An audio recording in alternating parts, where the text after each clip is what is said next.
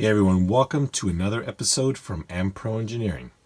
This is a car by a company called Marui. Anybody who has been into the RC car hobby for well over 20 or 30 years would recognize that company. Now, without going into the specifics of who Marui was, because to be honest, I really don't know a lot about the company. I do know that they were very Tamiya-like, and I have to admit that that's definitely a compliment for them. This is the Coors Melling Thunderbird, and it shares a chassis with another car called the Shogun. This particular car, as you can tell by the angle of the front wheel, is broken. What has happened here, and I've taken off the other side to illustrate, is this hub here has broken on this side of the car and has been kind of bodged here with some wire just to make it operational, and that's not going to work too well. This car is kind of neat because it is four-wheel drive, but the fact of the matter is I was not able to source another one of these, which basically means that we've whipped some up. These are replacement front hubs for the Coors Melling Thunderbird as well as the Shogun, and we're going to take these and just break it at the sprue,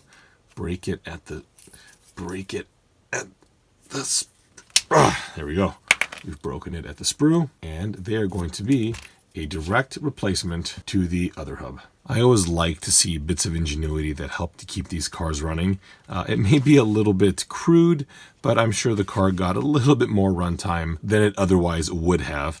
Unfortunately, the dog bone has kind of popped out, so we'll have to fix that, but you can see that this hub is completely destroyed here at the bottom. Let's go ahead and pull this off. All right, we've disassembled all the broken pieces here. Let's just put the dog bone where it's supposed to go, and we can begin the reassembly process.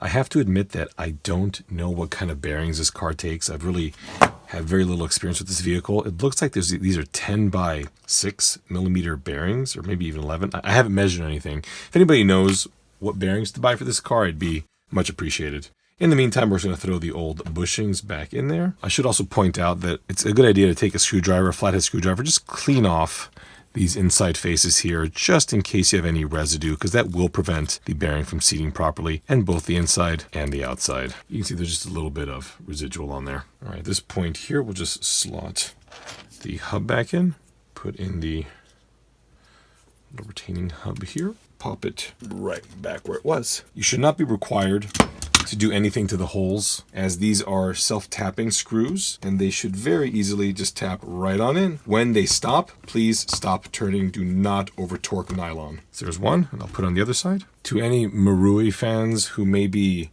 noticing all the peculiar hardware I'm installing, the reason is it's kind of all different hardware is because that's what I took out of this car. I'm just kind of realizing now that not a single screw is matched. So sorry about that. Anyway, and there we have it. Replacement hub installed. Do the same to the other side now. Both sides have been reassembled. We can see that the left and the right side of the car have brand new hubs. So this is kind of cool. As I'm installing the wheels, I've been kind of spinning the diff around in the front, and it really sounds, for example, you hear that? There's something wrong with the front differential on this car, so that may be one of those things that I have to look into. I'm sure you'd all like to see how this car runs now with these new hubs, and yeah, so would I. But clearly, that's not going to happen. You'll see this car back in the future. I have got to work on Project Bandit before people start ambushing me with pitchforks.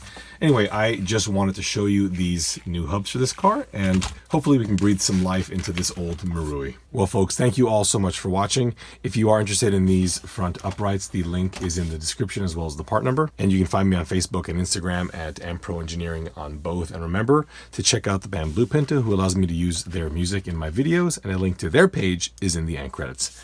Thanks, and we'll see you next time.